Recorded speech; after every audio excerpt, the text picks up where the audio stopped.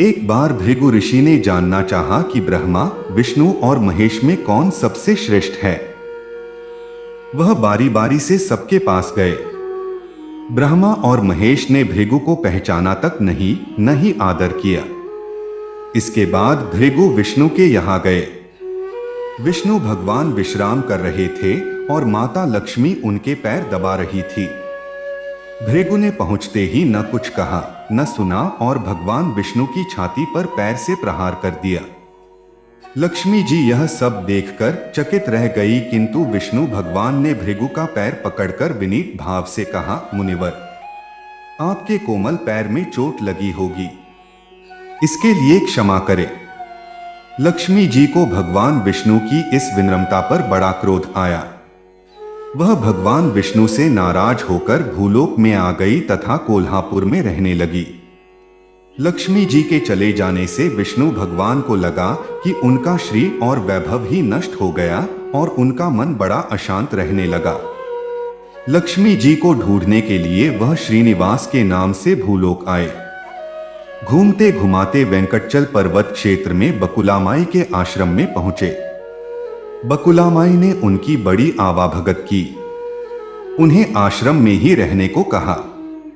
एक दिन जंगल में एक मतवाला हाथी आ गया। आश्रमवासी डरकर इधर उधर भागने लगे। श्रीनिवास ने यह देखा तो धनुष बाण लेकर हाथी का पीछा किया। हाथी डरकर भागा और घने जंगल में अदृश्य हो गया। श्रीनिवास उसका पीछा करते करते थक गए थे। वह एक सरोवर के किनारे वृक्ष की छाया में लेट गए और उन्हें हल्की सी झपकी आ गई।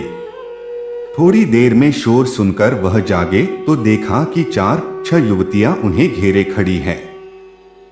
श्रीनिवास को जागा हुआ देखकर वे डपटकर बोली, यह हमारी राजकुमारी पद्मावती का सुरक्षित उपवन है और यहाँ पुरुषों का आना मना है।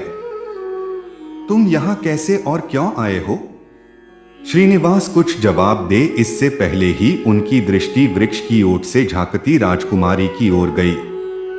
श्रीनिवास पद्मावती को एकटक देखते रह गए। थोड़ा संयत होकर कहा, देवियों, मुझे पता नहीं था, मैं शिकार का पीछा करता हुआ यहां आया था। थक जाने पर मुझे नींद आ गई, इसलिए क्षमा करें। श्रीनिवास आश्रम में तो लौट आए किंतु बड़े उदास रहने लगे। एक दिन बकुलामाई ने बड़े प्यार से उनकी उदासी का कारण पूछा तो श्रीनिवास ने पद्मावती से भेंट होने की सारी कहानी कह सुनाई। फिर कहा, उसके बिना मैं नहीं रह सकता। बकुलामाई बोली, ऐसा सपना मत देखो।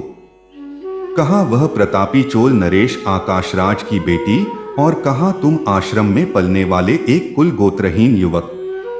श्रीनिवास बोले, मां, एक उपाय है, तुम मेरा साथ दो तो सब संभव है। बकुलामाई ने श्रीनिवास का सच्चा प्यार देखकर हाँ कर दी। श्रीनिवास ज्योतिष जानने वाली औरत का वेश बनाकर राजा आकाश की राजधानी नारायणपुर पहुंचे। उसकी चर्चा सुन पद्मावती ने भी उस औरत को महल बुलाकर अपना हाथ दिखाया। राजकुमारी के हस्तरेखा देखकर वह बोली, राजकुमारी, कुछ दिन पहले तुम्हारी भेंट तुम्हारे सुरक्षित उद्यान में किसी युवक से हुई थी। तुम दोनों की दृष्टि मिली थी। उसी युवक से तुम्हारी शादी का योग बनता है। पद्मावती की मां धरणा देवी ने पूछा, यह कैसे हो सकता है? ज्योतिषी औरत बोली, ऐसा ही योग है। ग्रह कहते हैं कोई औरत अपने बेटे के लिए आपकी बेटी मांगने स्वयं आएगी। 2 दिन बाद सचमुच ही बकुलामाई एक तपस्विनी के वेश में राजमहल आई। उसने अपने युवा बेटे के साथ पद्मावती के विवाह की चर्चा की। राजा आकाश में बकुलामाई को पहचान लिया। उन्होंने पूछा, वह युवक है कौन? बकुलामाई बोली, उसका नाम श्रीनिवास है। वह चंद्रवंश में पैदा हुआ है।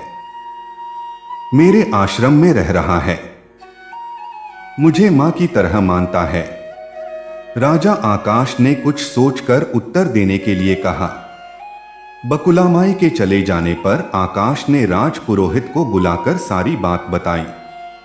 राजपुरोहित ने गणना की, फिर सहमति देते हुए कहा, महाराज, श्रीनिवास में विष्णु जैसा देवगुण है, लक्ष्मी जैसी आपकी बेटी के लिए यह बड़ा सुयोग्य है।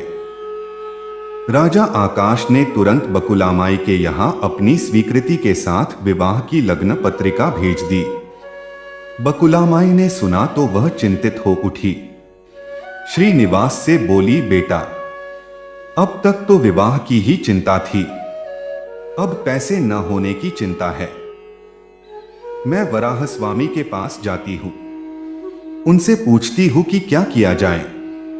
बकुलामाई श्रीनिवास को लेकर वराह स्वामी के पास गई और श्रीनिवास के विवाह के लिए धन की समस्या बताई तो वराह स्वामी ने 8 दिक्पालों इंद्र, कुबेर, ब्रह्मा, शंकर आदि देवताओं को अपने आश्रम में बुलवाया और फिर श्रीनिवास को बुलाकर कहा, तुम स्वयं इन्हें अपनी समस्या बताओ। श्रीनिवास ने देवताओं से कहा, मैं चोल नरेश राजा आकाश की बेटी पद्मावती से विवाह करना चाहता हूँ। मेरी हैसियत राजा के अनुरूप नहीं है, मेरे पास धन नहीं है, मैं क्या करूं? इंद्र ने कुबेर से कहा, कुबेर, इस काम के लिए तुम श्रीनिवासन को ऋण दे दो।